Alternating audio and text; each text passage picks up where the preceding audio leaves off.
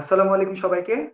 আজকে যে তোমরা ক্লাসে আসছো এটার জন্য নিজেদেরকে একটা থ্যাঙ্কস দিয়ে নাও। এজন্য যে আজকে বাংলাদেশের খেলা হচ্ছে, অনেকেই খেলা দেখতেছে, তার মধ্যে তোমরা পড়তে আসছো, বুঝছো? এটা অনেক বড় বিষয় যে তোমরা পড়তে আসছো, একটা খেলা বাদ দিয়ে, এত বড় একটা খেলা বাদ দিয়ে তুমি পড়তে আসছো, এটা অনেক বড় বিষয়।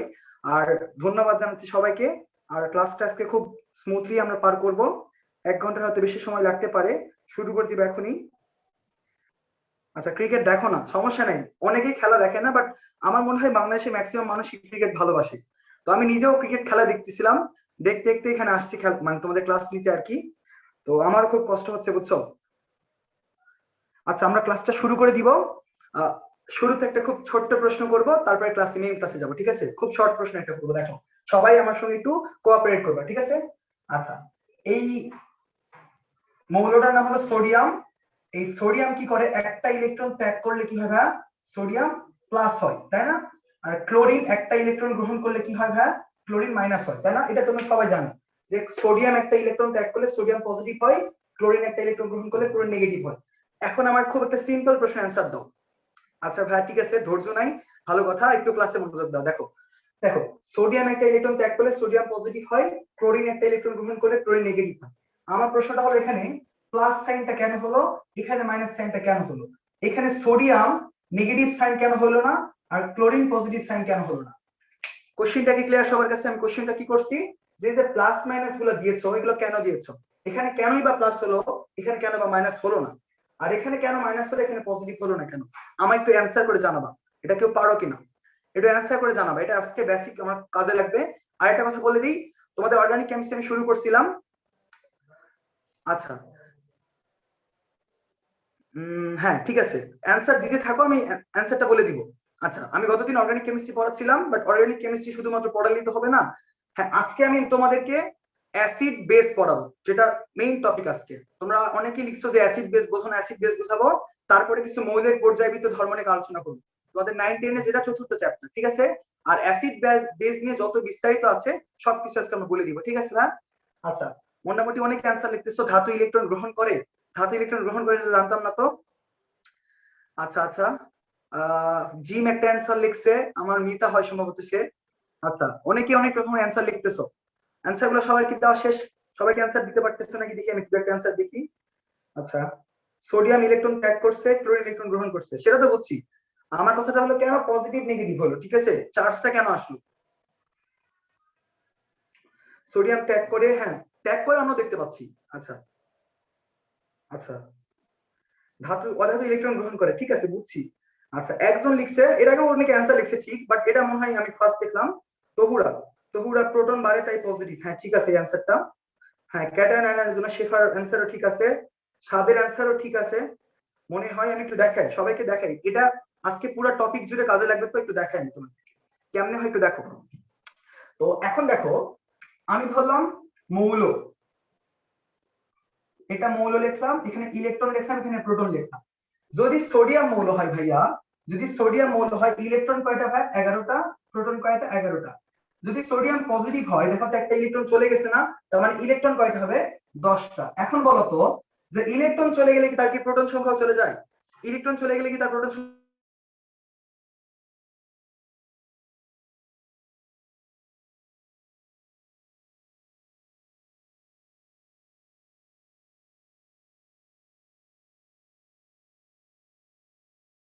প্রোটন সংখ্যার কোনো পরিবর্তন হয়নি, প্রোটন সংখ্যার কোনো পরিবর্তন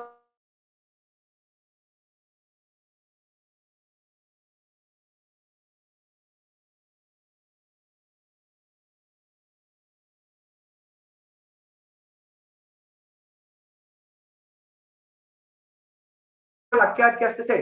এই তোমাদের বড় ভাইরা অনেকে চেক করতেছে, বুঝছো? তারা প্রবলেম হলে বলে দিবে আমাকে, একটু বলে দিও ভাই কোনো প্রবলেম নেই যারা আছো। দেখো, একটা ইলেকট্রন মাইনাস চার্জ, একটা প্রোটন পজিটিভ চার্জ, তাহলে মাইনাস চার্জ প্লাস চার্জ মিলে চার্জটা নিউট্রালাইজ হয়ে যাচ্ছে না? কথা শোনা যাচ্ছে না? হ্যাঁ, যারা আছো কথা শোনা যাচ্ছে কি? যাচ্ছে ভাই, এখন ক্লিয়ার আছে। আচ্ছা, একটু মনে হয় প্রবলেম হয়েছিল আমার ফোনের ওয়াইফাই থেকে, সরি ফোনের নেট থেকে আমি ওয়াইফাই কানেক্ট করলাম, তো ওটা বেশি ভালো হয়। আচ্ছা, একটু সময় না, মনে হয় ঠিক হয়ে যাবে। হ্যাঁ, আচ্ছা, আমরা ক্লাসটাতেই যাই। আমার মনে হয় নেট ঠিক আছে, আমি আরেকটা ফোন থেকেও দেখতেছি, আমার মনে হয় নেটটা ঠিক আছে। আচ্ছা দেখো, তাহলে একটা ইলেকট্রন একটা প্রোটনকে চার্জ হিসেবে নিউট্রালাইজ করে শূন্য করে দিল না। আচ্ছা ভিডিও ক্লিয়ার না? আচ্ছা এখন দেখো তোমরা একটু চেষ্টা করো, হ্যাঁ হয়তো তোমাদের ইন্টারনেট কানেকশনের প্রবলেম আছে, একটু দেখে নাও, চেক করে নাও। আচ্ছা তাহলে দেখো তো 10টা ইলেকট্রন 10টা প্রোটনকে শূন্য করবে, কিন্তু অতিরিক্ত একটা প্রোটন থাকবে না যেটা কি চার্জ, প্লাস চার্জ, সেটা কিন্তু মাথার উপর এসে আছে।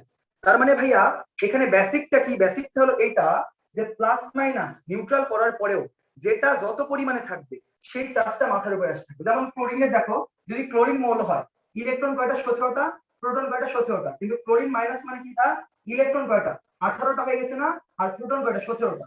তার মানে এবার দেখো ভাই, এবার দেখো যে 17টা প্রোটন 17টা ইলেকট্রনকে নিউট্রালাইজ করে শূন্য করে দিল, কিন্তু অতিরিক্ত একটা ইলেকট্রন থাকলো না, সেটা কি চার্জ, মাইনাস চার্জ, কয়টা আছে, একটা, সেটা মাথার উপরে এসে আছে। তার মানে এটাই হলো সেই গল্প। তার মানে মেইন কনসেপ্টটা কিন্তু এটা যে ইলেকট্রন ত্যাগ করলে সেটা পজিটিভ চার্জ হয়, গ্রহণ করলে নেগেটিভ চার্জ হয়। কেন হয়, তার কারণটা হলো প্লাস মাইনাস নিউট্রালাইজ করার পরে অতিরিক্ত যে চার্জটা থাকবে সেটাই মাথার উপরে এসে থাকবে। এইটুকু কনসেপ্ট কি ক্লিয়ার কিনা বলো? আরেকটা প্রশ্ন করতে চাই, যে ভালো করে বোঝো, আমরা কিন্তু কোনোবার প্রোটন সংখ্যার কোনো পরিবর্তন করিনি। তাহলে প্রশ্ন আসতে পারে ভাইয়া ইলেকট্রনের আদান প্রদান করা সম্ভব, বাট প্রোটনে কখনো আদান প্রদান কেন হয়? প্রশ্নটা খুবই সিম্পল, যে ইলেকট্রনের আদান প্রদান সম্ভব হলেও প্রোটনে কেন আদান প্রদান হয় না? এই প্রশ্নে কেউ অ্যান্সার পারো কিনা বলো। আর এই টপিকটা প্লাস মাইনাস বুঝছো কিনা একটু বলো। তার মানে ইলেকট্রন গ্রহণ করলে মাইনাস, ত্যাগ করলে প্লাস। আমাকে বলো এখন, সবাই টপিকটা বুঝতে পারছো তো? টপিকটা বুঝতে পারছো না? ইয়েস, জুহুরা লিখছে ইয়েস, থ্যাংক ইউ আপু। আচ্ছা বাকিরা একটু কমেন্টস করে জানাবা যে টপিকটা বুঝতে পারছো কিনা। আর নেক্সট প্রশ্নটা হলো এটা, যে প্রোটন সংখ্যার কেন পরিবর্তন হয় না? জয় তালুকদার বুঝতে পারেনি? আচ্ছা আমি বলে দিচ্ছি। আচ্ছা হ্যাঁ হ্যাঁ হ্যাঁ হ্যাঁ, তহুরা ঠিক লিখছে, প্রোটন নিউক্লিয়াসের মধ্যে থাকে, হ্যাঁ এক্স্যাক্টলি এটাই অ্যান্সার। আমি তারপরে এবার ব্যাখ্যা করে দিব, দেখো কেন প্রোটন সংখ্যার পরিবর্তন হয় না। অনেকে প্রশ্ন করতেই পারো যে প্রোটন সংখ্যা কেন পরিবর্তন হচ্ছে না। আচ্ছা আচ্ছা একটু দেখো, আমি আবার বলি, আবার প্লাস মাইনাসের বিষয়টা আরেকবার একটু বলে দিই। দেখো এখানে সোডিয়াম যখন মৌল 11টা ইলেকট্রন 11টা প্রোটন, বাট সোডিয়াম প্লাস যখন, তখন ইলেকট্রনটা একটা কমে গেছে, তাহলে ইলেকট্রন 10টা। বাট আমি যে বললাম প্রোটন সংখ্যা সমান, সেজন্য প্রোটন কয়টা আছে, প্রোটন কিন্তু সেম নাম্বারই আছে, প্রোটন কয়টা, 11টা। কিন্তু দেখো একটা electron minus charge, proton positive charge, তাহলে একটা মাইনাস একটা প্লাস কে শূন্য করে দিচ্ছে না, চার্জ হিসেবে শূন্য করে দিচ্ছে। তাহলে দেখো তো 10টা ইলেকট্রন 10টা প্রোটনকে শূন্য করবে, বাট অতিরিক্ত একটা প্রোটন থাকে যাবে না, সেটা কি চার্জ, পজিটিভ চার্জ, এবং কি কয়টা আছে, একটা, সেটা কিন্তু মাথার উপরে আসে আছে। যেমন ম্যাগনেসিয়াম যদি 2টা ইলেকট্রন ত্যাগ করে ম্যাগনেসিয়াম 2+ হবে। কেন হবে বলবো আমরা, ম্যাগনেসিয়াম 2+ কেন বলবো, ম্যাগনেসিয়াম 2+ এজন্য বলবো যে প্লাস মাইনাস নিউট্রালাইজ করার পরে, দুইটা অতিরিক্ত প্রোটন আছে, সেটা কিন্তু মাথার উপরে আছে। এইটুকু কি বুঝতে পারছো কিনা বলো? তাহলে এইটুকু যদি কনসেপ্ট ক্লিয়ার হও, অনেকে বলছে যে পারছি, মানে মোটামুটি সবাই পারছে যে প্রোটনটা কেন পরিবর্তন হয় না। তারপরে একটু ব্যাখ্যা করে দিই। দেখো এই টপিক আই হোপ বুঝতে পারছো, হ্যাঁ ঠিক আছে। আমরা একটু ব্যাখ্যা করি যে প্রোটন কেন পরিবর্তন হয় না। দেখো যারা বুঝতে একদমই পারোনি তারা একটু ক্লাসটা রিওয়াইন্ড করে দেখে নিও, এটা তো আমরা রেকর্ডিং দিয়ে দিব, একটু দেখো। থ্যাংক ইউ, সবাই বুঝতে পারছে, আচ্ছা থ্যাংক ইউ ভাই। আমরা ক্লাসটা খুব জোশের সাথে করব, খুব কোনো প্যারা নেওয়ার দরকার নেই, খুব সিম্পলি ক্লাসগুলো করব, খুব সহজ সহজ টপিক, বাট ভালো করে ইনশাআল্লাহ বোঝানোর চেষ্টা করব। দেখো দেখো তো তুমি কি পড়ছো, একটা মৌলের কি কি থাকে, ইলেকট্রন থাকে, প্রোটন থাকে, আর কি থাকে, নিউট্রন থাকে। তো এটা যদি মৌলের নিউক্লিয়াস হয়, নিউক্লিয়াসে কে থাকে, নিউক্লিয়াসে থাকে হলো প্রোটন আর নিউট্রন। প্রোটন আর নিউট্রনকে কি বলা হয়, নিউক্লিয়ন বলা হয়, একসঙ্গে নিউক্লিয়ন বলা হয়। তাহলে বড় করে লিখি যে নিউক্লিয়াসের মধ্যে কে থাকে, প্রোটন আর নিউট্রন, আর কক্ষপথে কে থাকে, ইলেকট্রন থাকে। এখন দেখো এই যে নিউক্লিয়াস আছে না, এই নিউক্লিয়াস থেকে কক্ষপথের যে দূরত্ব, এই নিউক্লিয়াস থেকে কক্ষপথের দূরত্ব হলো কত ভাই, লিখে দিই এখানে 10,000 থেকে 1,00,000 গুণ দূরে, 1,00,000 গুণ দূরে। তার মানে ভাইয়া এই নিউক্লিয়াস থেকে ইলেকট্রনের দূরত্ব কত ভাইয়া, 10,000 থেকে 1,00,000 গুণ। তাহলে একটু বোঝো তো ভাইয়া, এই যে ইলেকট্রনকে সহজে আমি আদান আবার প্রদান করতে পারবো না, কারণটা ইলেকট্রনটা অনেক বাহিরে আছে, বাট প্রোটনের দিকে তাকাও, প্রোটন অনেক ভেতরে আছে। এইখান থেকে প্রোটনের আদান প্রদান করানো খুব ইজি হবে, খুব টাফ হয়ে যাবে না। এই জন্য কিন্তু নিউক্লিয়াসের মধ্যে অবস্থানরত যে প্রোটন আছে তাকে আদান প্রদান কখনোই করা সম্ভব না। তুমি যে কোনো মৌলের কাছে যাও, সে শুধুমাত্র ইলেকট্রন অফার করবে বা নিবে, কখনো কিন্তু প্রোটন অফার করবে না। আমি আবার বলি, দেখো আবার ভালো করে শোনো, হ্যাঁ বলে দিচ্ছি কিসের 1,00,000 গুণ। এই নিউক্লিয়াস থেকে, এটা নিউক্লিয়াস থেকে কক্ষপথের যে দূরত্ব সেটা হলো 10,000 থেকে 1,00,000 গুণ। মানে এটা যদি নিউক্লিয়াস হয়, আমি যদি নিউক্লিয়াস হই, আমার 10,000 থেকে 1,00,000 গুণ দূরে আমার ইলেকট্রন গুলো আছে। এজন্য ইলেকট্রন যেহেতু দূরে আছে এবং আদান প্রদান করানো সহজ না। ধরো আমি এখানে একটা স্বর্ণ মুদ্রা রাখছি আমার মধ্যে, আর আমার থেকে দূরে আরো একটা জায়গায় স্বর্ণ মুদ্রা আছে আমার থেকে দূরে। তো অ্যাটাক যখন করবে বাহিরের দেশে কোনো শত্রু, তাহলে বাহির থেকে ইলেকট্রন কিংবা যে কোনো জিনিস নেওয়ার চেষ্টা করবে না। এত ভেতরে কি আসতে পারবে? পারবে না, স্বাভাবিকভাবে। এই জন্য বলছি নিউক্লিয়াসটা কত গুণ ভেতরে আছে? 10,000 থেকে 1,00,000 গুণ ভেতরে আছে এই কক্ষপথের থেকে দূরত্ব হিসেবে। সেজন্য কিন্তু এত ইজিলি ইলেকট্রনটা তুমি মানে ইলেকট্রনের মতো প্রোটনকে মুভ করতে পারো না। এই জন্য প্রোটনের সংখ্যা কখনো পরিবর্তন হবে না। মেইন কনসেপ্টটা হলো প্রোটনটা কই থাকে? নিউক্লিয়াসে, যেটা অনেক ভেতরে থাকে ইলেকট্রনের তুলনায়, যার কারণে আদান প্রদান করা সম্ভব না। আই হোপ বুঝতে পারছো। এই যে বললাম মনে 10,000 থেকে 1,00,000 গুণ, এটা তোমরা পাবা কেমিস্ট্রি ফার্স্ট পার্টে, যারা ইন্টারমিডিয়েট উঠবা তখন কেমিস্ট্রি ফার্স্ট পার্টে হাজারি স্যারের বইয়ে দ্বিতীয় চ্যাপ্টারে গুণগত রসায়ন দেখবা রাদারফোর্ডের পরমাণু মডেলে কিছু স্বীকার্য আছে, সেখানে পাবা। জাস্ট ইনফরমেশন ওয়াইজ মনে রাখো। সবাই ক্লিয়ার হলে আমাকে বলো। আজকে আমরা মেইন টপিক যাবো অ্যাসিড ক্ষার, ইনশাআল্লাহ খুব ভালো মতো বুঝতে পারবো। সবাই ক্লিয়ার হলে আমাকে জানাও। হ্যাঁ,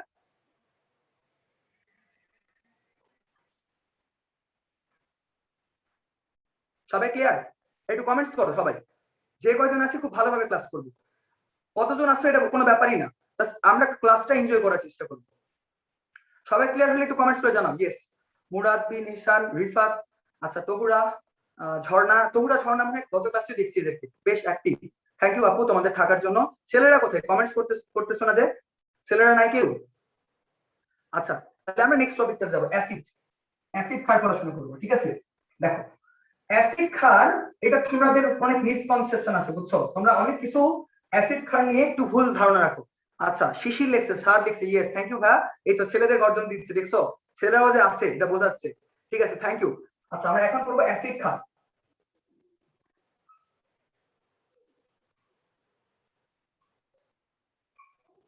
আচ্ছা, অ্যাসিড, ইংলিশে অ্যাসিড বলা হয়, ক্ষারকে কি বলা হয়? বেস বলা হয়। ক্ষারকে কি বলা হয়? বেস বলা হয়। তো খুবই ভালো করে বুঝবা। আচ্ছা আচ্ছা, ঠিক আছে, অনেকেই ছিল, থ্যাংক ইউ ভাই, থ্যাংক ইউ আপু। আচ্ছা দেখো, তোমরা খুব ভালো করে অ্যান্সার দাও তো। তোমরা অ্যাসিড বলতে কি বোঝো?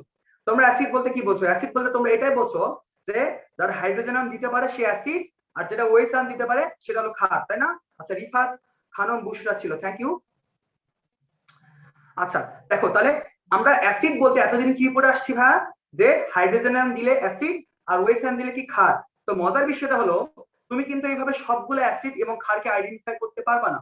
অ্যাসিড এবং ক্ষার পড়ার জন্য তিনটা থিওরি রয়েছে। কয়টা থিওরি? তিনটা থিওরি নিয়ে আমি আলোচনা করব। এগুলো ইন্টারমিডিয়েট টপিক, বাট খুব বেসিক কনসেপ্ট, তোমরা আই হোপ বুঝতে পারবা। আমি ইনশিওর করতেছি বুঝতে পারবা। দেখো, তাহলে ফার্স্ট যে থিওরি সেটা দিছে হলো আরহেনিয়াস। কে দিয়েছে? আরহেনিয়াস। আরহেনিয়াস, আরহেনিয়াস মতবাদ, ঠিক আছে? এটা কে বলছে? আরহেনিয়াস। এখানে একটা শর্ত আছে।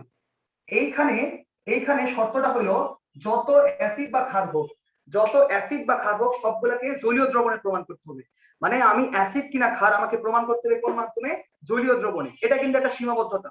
জলীয় দ্রবণ তুমি সবসময় অ্যাসিড ক্ষার প্রমাণ করো না কিন্তু। দেখো, আরহেনিয়াসের মতবাদ বলছে অ্যাসিড হলো যারা তারা দান করে, মানে তুমি যেটা জানো। আর ক্ষার হলো তারা যারা ওএইচ আয়ন দান করে। এটা তোমরা সবাই জানো। এটা এটা আসলে কার মতবাদ ছিল ভাই? আরহেনিয়াসের মতবাদ। যেমন HCl কে যদি তুমি নাও, HCl কি করবে? একটা হাইড্রোজেন আয়ন দিবে আর ক্লোরিন মাইনাস তৈরি করবে। আবার সোডিয়াম হাইড্রোক্সাইড কে নাও, সোডিয়াম প্লাস তৈরি করবে আর ওএইচ মাইনাস তৈরি করবে। এই যে হাইড্রোজেন আয়ন দিচ্ছে, দ্যাটস হোয়াই এটা কি ভাই? এটা হলো তোমার অ্যাসিড। আর এটা কি? এটা হবে ক্ষার। এখন দেখো, এটা খুব সহজ আমরা পারি, বাট এটা এটা আসলে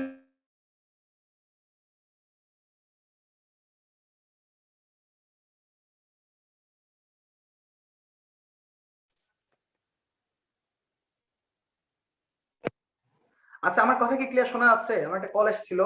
জি ভাইয়া, শোনা যাচ্ছে।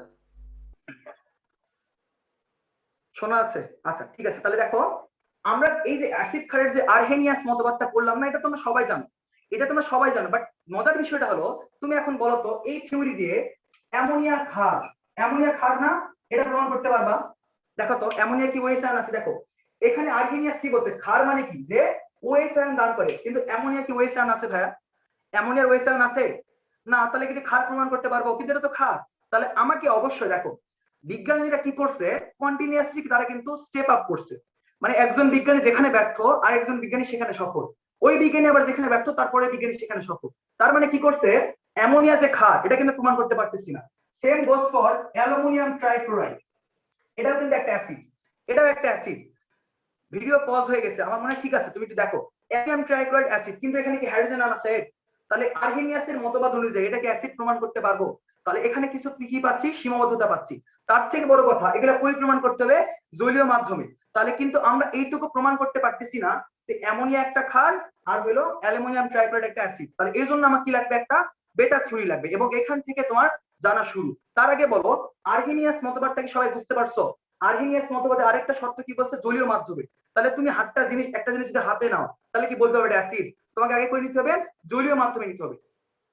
ঠিক আছে, তার মানে আর্হেনিয়াস মতবাদ অনুযায়ী আমরা কিন্তু সবকিছু জানতে পারতেছি না। আচ্ছা, মুফিদ বলছে ঠিক আছে, আচ্ছা স্যার শেফা ঠিক আছে। তার মানে আমরা এখন কি করব? একটা বেটা থিওরি চাচ্ছি, এজিসিএল পার্টিসিপেশন রিঅ্যাকশন। আচ্ছা আচ্ছা ঠিক আছে ভাই, আমরা এখন তাহলে এর পরের মতবাদটাতে যাব। তাহলে প্রথম মতবাদটার নাম কি ছিল? আর্হেনিয়াস মতবাদ। আর্হেনিয়াস মতবাদ, ঠিক আছে। আমার একটা স্যার বলতো, আমার একটা কেমিস্ট্রি শিক্ষক ছিলেন, শ্রদ্ধেয় হলো আমার স্যার, তো তা শেষ কিভাবে বলতো জানেন? কি বলতো, তোমরা আর্হেনিয়াসকে একটু দরদ করে বলবো। দরদ, আমাদের এলাকায় দরদ বলে, বুঝছো? দরদ মানে ভালোবাসায়। আর্হেনিয়াস, আর্হেনিয়াস এইভাবে বলতে বলে, বুঝছো? খুব ফানি ছিল, ছাত্রটা অনেক ভালো, আমার আমার খুব প্রিয় শিক্ষক। তাহলে আমার আর্হেনিয়াস মতবাদটা গেল। তাহলে আর্হেনিয়াস মতবাদের সীমাবদ্ধতা কোথায় ভাইয়া? আর্হেনিয়াস মতবাদের সীমাবদ্ধতা হলো তোমার এখানে জলীয় মাধ্যম, এটা নট নেসেসারি, অন্যান্য মাধ্যমে প্রমাণ করা যেতে পারে, সেটা কিন্তু দেখাতে পারেনি। এরপরে যে মতবাদ নিয়ে আসছে সেই বিজ্ঞানীর নাম হলো ব্রনস্টেন লাউরি মতবাদ। কি মতবাদ? ব্রনস্ট্যান্ড লাউরি মতবাদ। ব্রনস্ট্যান্ড লাউরি মতবাদ, বানান কিংবা আমার লেখা খারাপ তোমরা আগে থেকে হয়তো জানো, একটু দেখে নিও। ব্রনস্ট্যান্ড, ব্রনস্ট্যান্ড। তো এখানে দুইজন বিজ্ঞানী আছে, ব্রনস্ট্যান্ড এবং লাউরি, দুইজন মিলে মতবাদটা দিছে, জন্য কি বলা হয়? ব্রনস্ট্যান্ড লাউরি মতবাদ বলা হয়। এখন দেখো এরা কি বলছে জানো? এরা বলছে অ্যাসিড হলো যারা, অ্যাসিড হলো তারা যারা কি করে? প্রোটন দান করে। অ্যাসিড কি করে? প্রোটন দান করে। আচ্ছা, এরপরে ক্ষার কাদেরকে বলছে? ক্ষার বলছে যারা প্রোটন গ্রহণ করে। প্রোটন, প্রোটন গ্রহণ করে, প্রোটন গ্রহণ করে। তার মানে একটু বোঝো, একটু বোঝো, অ্যাসিড মানে কি ভাই? অ্যাসিড মানে কি বলছে? যারা প্রোটন দান করে। আর ক্ষার কারা? যারা প্রোটন গ্রহণ করে। এখন দেখো প্রোটনটা কি ভাই? প্রোটনটা কি বোঝার দরকার তো। এখন দেখো তো H+ কে বলা হয় প্রোটন। তোমরা একটু মানে ভেবাস থেকে খাইতে পারো যে ভাই এটা কেমনে প্রোটন হয়, এটা কেমনে প্রোটন হয়, তাই না? H+ কেমনে প্রোটন হয়? খুবই সিম্পল, দেখো যখন হাইড্রোজেন ছিল তার কি ছিল? একটা প্রোটন ছিল, একটা ইলেকট্রন ছিল, তাই না? মানে তার ভর সংখ্যা ছিল 1। যদি হাইড্রোজেন একটা ইলেকট্রন ত্যাগ করে, যদি একটা হাইড্রোজেন ইলেকট্রন ত্যাগ করে, বলছিলাম কিছুক্ষণ আগে যে হাইড্রোজেন কি যাবে? পজিটিভ হয়ে যাবে। নাই, শুধুমাত্র কি আছে? একটা প্রোটন আছে। তাহলে এই জন্য H+ কি বলা হয়? প্রোটন বলা হয়। হ্যাঁ হ্যাঁ হ্যাঁ, এই তো ইলেকট্রন ত্যাগ করায়। তার মানে H+ কে কেন প্রোটন বলা হয় সেটা কি বুঝতে পারলাম? আমি কিন্তু শুরুতে ওই জন্য বেসিক কনসেপ্টটা তোমাদেরকে বোঝাই নিয়ে আসছি যে H+ এ শুধুমাত্র কি আছে? একটা প্রোটন আছে, কোনো ইলেকট্রন কিন্তু নাই। দ্যাটস ওয়াই H+ কে কি বলা হয়? প্রোটন বলা হয়। খুবই কিন্তু ইজি টপিক ছিল। আচ্ছা, সেবা বুঝতে পারছে। আচ্ছা এখন দেখো, এখন দেখো, এখন দেখো তোমরা এইখানে দেখো, ধরো অ্যামোনিয়াকে নিলাম, অ্যামোনিয়াকে নিলাম আর পানিকে নিলাম। দেখো অ্যামোনিয়াকে নিলাম, পানিকে নিলাম। এবার দেখো অ্যামোনিয়া কি করবে ভাই? অ্যামোনিয়া কি করবে? এই হাইড্রোজেন, এখানে পানি আছে না? পানি মানে কি? একটা হাইড্রোজেন আয়ন আছে, আরেকটা কি আছে? OH আয়ন আছে। অ্যামোনিয়া কি করবে? এখান থেকে একটা হাইড্রোজেন গ্রহণ করবে, করে কি তৈরি করবে? অ্যামোনিয়াম আয়ন তৈরি করবে। এবং এই পানি তাহলে কি হবে? OH আয়ন তৈরি করবে। ভালো করে বোঝো, অ্যামোনিয়া এবং পানি যদি বিক্রিয়া করে তাহলে কি তৈরি করবে? এইখান থেকে একটা হাইড্রোজেন, এই হাইড্রোজেনটা এটা কে নিবে? এটা নিবে অ্যামোনিয়া, নিয়ে তুই কি তৈরি করবে? Ammonium ion. আর এখানে পানি থেকে হাইড্রোজেন আয়ন চলে যায়, কি তৈরি করবে? OH তৈরি করবে। তাহলে একটু একটা জিনিস দেখার চেষ্টা করো তো, অ্যামোনিয়া থেকে কি তৈরি হয়েছে? Ammonium ion. আর পানি থেকে কি তৈরি হয়েছে? Hydroxide ion. এখন দেখো এটা আমি বললাম কি? হ্যাঁ হ্যাঁ, দেখো আমি কি বললাম তোমাদেরকে? অ্যামোনিয়া হলো একটা ক্ষার। ক্ষার হওয়ার শর্ত কি? যারা প্রোটন গ্রহণ করবে। দেখো তো H+ এই গ্রহণ করছে না, তাহলে এটা কি? ক্ষার। আবার আমি বললাম যে অ্যাসিড মানে কি ভাই?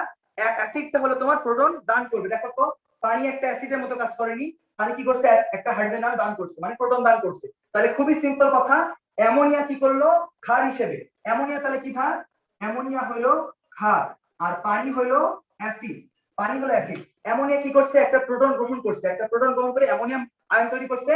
আর পানি একটা প্রোটন ত্যাগ করে হাইড্রোক্সাইড আয়ন তৈরি করছে। তাহলে অ্যাসিড ক্ষার তো বুঝছি, কিন্তু মজার বিষয় হলো এই দুটো একটা স্পেশাল নাম আছে, এবং তীরচিহ্ন দেখাইছে একটা কারণ আছে। কারণটা হলো দেখো, এই অ্যামোনিয়ামকে বলা হয় অনুবন্ধী অ্যাসিড। অ্যামোনিয়াম কি বলা হয়? অনুবন্ধী অ্যাসিড। কেন? তার ব্যাখ্যা দিই।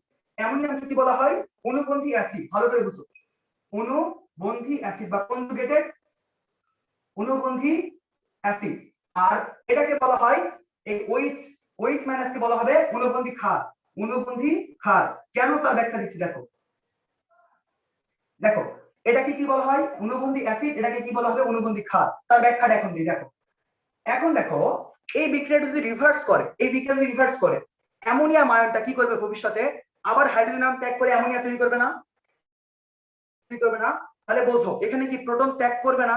প্রোটন ত্যাগ করলে আমরা কি বলছি অ্যাসিড বলিনি, যেহেতু যেহেতু অ্যামোনিয়ার এবং অ্যামোনিয়ার মধ্যে একটা সম্পর্ক, সেজন্য বলা হয় অনুবন্ধী বা কনজুগেট। কনজুগেট মানে যুক্ত। এই অ্যামোনিয়াম আয়ন যখন রিভার্স আসবে, বিপরীত ভাবে মানে এই বিক্রিয়াটা যখন রিভার্স আসবে, এই বিক্রিয়া যখন রিভার্স আসবে তখন অ্যামোনিয়াম আয়ন কি তৈরি করবে অ্যামোনিয়া। তার মানে অ্যামোনিয়াম আয়ন থেকে একটা হাইড্রোজেন আয়ন চলে যায় কিন্তু অ্যামোনিয়া তৈরি করছে। আর যারা প্রোটন দান করে তারা অ্যাসিড না, এজন্য এর নাম কি অনুবন্ধী অ্যাসিড। আবার এখানে দেখো ওই আয়নটা যখন বিক্রিয়া শেষে পানি তৈরি করবে একটা হাইড্রোজেন আয়ন গ্রহণ করবে না, আর যদি হাইড্রোজেন বা প্রোটন গ্রহণ করে সেটাকে আমরা ক্ষার বলি না, এজন্য এর নাম কি অনুবন্ধী ক্ষার। তার মানে একটু দেখো ক্ষার থেকে কি তৈরি হয়েছে অনুবন্ধী অ্যাসিড তৈরি হয়েছে। ক্ষার থেকে কি তৈরি হলো অনুবন্ধী অ্যাসিড। অনুবন্ধী অ্যাসিড আর অ্যাসিড থেকে কি তৈরি হলো অ্যাসিড থেকে তৈরি হলো অনুবন্ধী ক্ষার।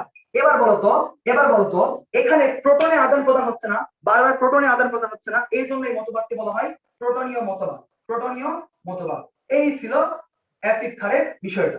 এই ছিল ব্রনস্টেইন-লাউরি মতবাদ এবং অনুবন্ধী অ্যাসিড ক্ষার।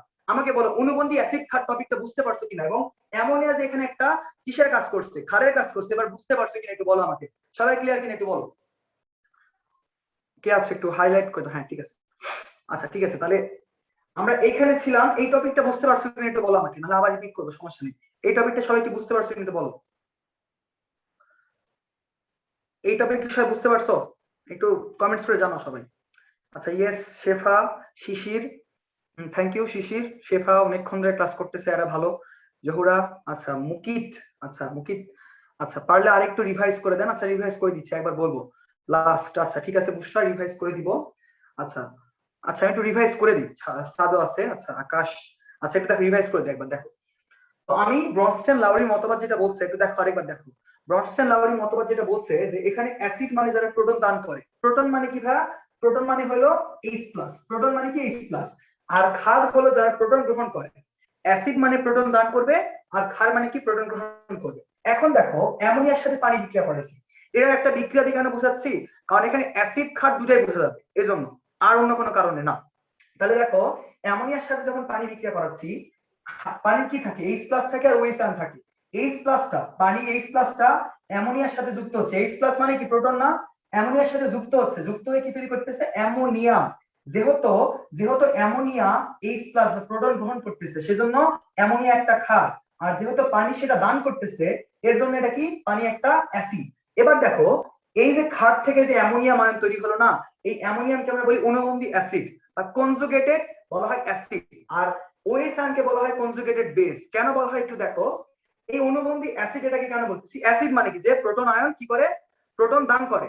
তাহলে এই অ্যামোনিয়া যখন রিভার্স করবে, বিক্রিয়াটা রিভার্স করবে, অ্যামোনিয়া থেকে যখন অ্যামোনিয়াম থেকে যখন অ্যামোনিয়া তৈরি করবে তখন কি একটা প্রোটন লস করবে না, প্রোটন লস করা মানে কি না অ্যাসিড না, এজন্য কি বলা হয় অনুবন্ধী অ্যাসিড। আবার OH আয়ন যখন রিভার্স করে পানি তৈরি করবে, OH আয়ন থেকে যখন পানি তৈরি করবে তখন এটাকে কি করতে হবে একটা প্রোটন গ্রহণ করতে হবে, যেহেতু প্রোটন গ্রহণ করতে হবে সেজন্য এই OH কে বলা হয় একটা ক্ষার। এখন কথা হলো যে ক্ষার থেকে কি পাচ্ছি অনুবন্ধী অ্যাসিড পাচ্ছি, এটা এখানে লিখছি, আর অ্যাসিড থেকে কি পাচ্ছি অনুবন্ধী ক্ষার পাচ্ছি। এই যেহেতু এখানে প্রোটনের আদান প্রদান হচ্ছে এর জন্য এই মতবাদকে বলা হয় প্রোটনীয় মতবাদ। আরেকটা কথা, পানি কি উভধর্মী অ্যাসিড না?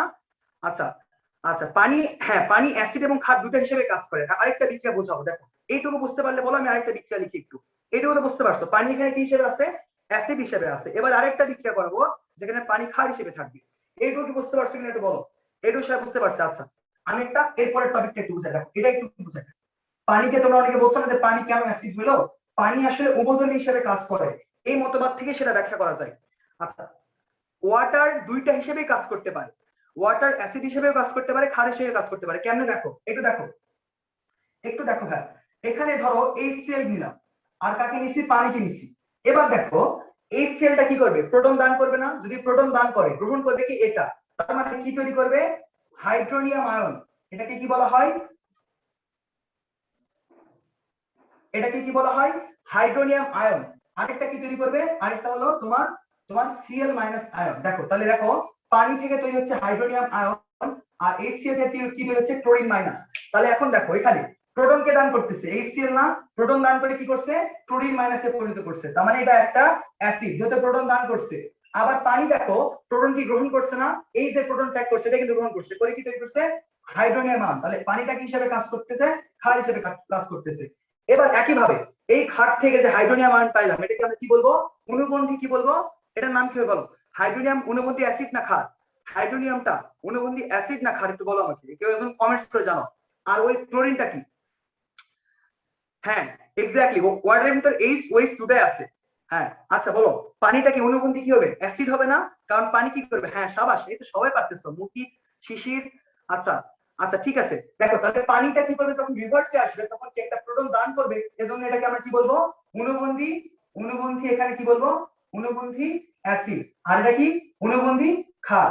আই হোপ বুঝতে পারছো, এই হলো মেইন কনসেপ্টটা। তাহলে এখানে কি বলতে পারি ভাই, যদি প্রশ্ন আসে তোমাদের কখনো, যদি প্রশ্ন আসে যে পানি একটি উভধর্মী পদার্থ, যদি প্রশ্ন আসে পানি একটি উভধর্মী পদার্থ প্রমাণ করো, উভধর্মী পদার্থ, তাহলে প্রমাণ করো। আচ্ছা উভধর্মী ইংলিশ কি জানো, এটাকে বলা হয় অ্যামফোটেরিক। কি বলা হয় অ্যামফোটেরিক, অ্যামফোটেরিক, অ্যামফোটেরিক পদার্থ। দেখো পানিকে কি বলা হচ্ছে অ্যামফোটেরিক পদার্থ বা উভধর্মী, এটা বাংলায় হলো উভধর্মী। তাহলে যদি প্রশ্ন আসে পানি উভধর্মী পদার্থ প্রমাণ করো, তাহলে তুমি কি সিম্পলি কি করবা এই বিক্রিয়া দিবা আর আগে বিক্রিয়া দিবা, তাহলে বলবা যে একটা বিক্রিয়া কি হিসেবে কাজ করতেছে, একটা বিক্রিয়া কাজ করতেছে অ্যাসিড হিসেবে, আরেকটা বিক্রিয়া কি হিসেবে কাজ করতেছে ক্ষার হিসেবে। তাহলে যেহেতু পানি অ্যাসিড এবং ক্ষার উভয় হিসেবে থাকতে পারে এজন্য পানিকে কি বলা হয় উভধর্মী পদার্থ বা অ্যামফোটেরিক পদার্থ। আই হোপ ক্লিয়ার, এই ব্রনস্টাইন লাউরি মতবাদ ক্লিয়ার। তাহলে আরেকটা মতবাদ আছে বলছিলাম সেটা একটু পড়াবো, এটা ক্লিয়ার হলে আমার একটু জানছো, এটা সবাইকে ক্লিয়ার কিনা একটু বলো, সবাই এটা ক্লিয়ার?